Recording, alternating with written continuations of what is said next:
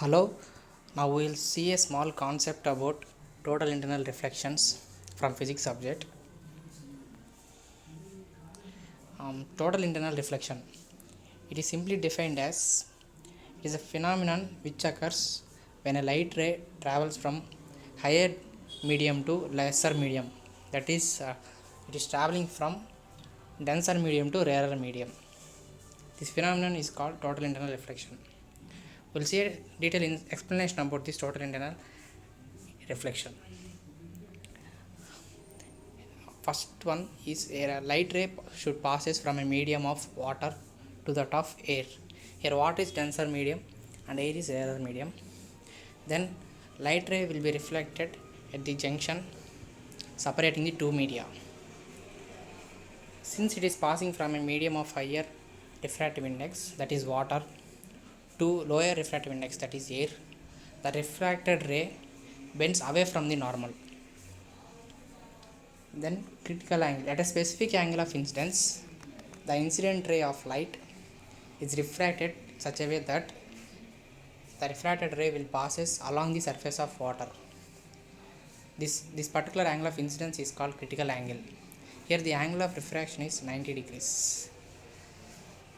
When the angle of incidence is greater than the critical angle, then the incident ray is reflected back into the same medium.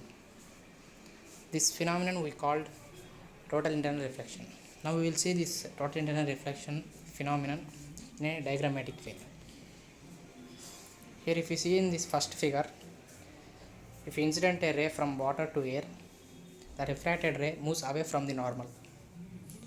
If you see in the second figure, the angle of incidence at which the refracted ray passes along the water surface or the medium surface between air and water is known as critical angle. Here if you see, the angle of refraction is 90 degrees. If you see in third figure, the angle of incidence is more than the critical angle. In this situation, the refracted ray will reflects into the same medium, which is known as total internal reflection phenomenon. Now we will see conditions of total internal reflection. The light ray must move from a denser medium to rarer medium, and the angle of incidence must be greater than the critical angle. These are the most important two conditions for happening of total internal reflection. Now we'll see the formulas for total internal reflection. N1 by N2 is equal to sin R by sin I, and for critical angle, sin theta is equal to N2 by N1.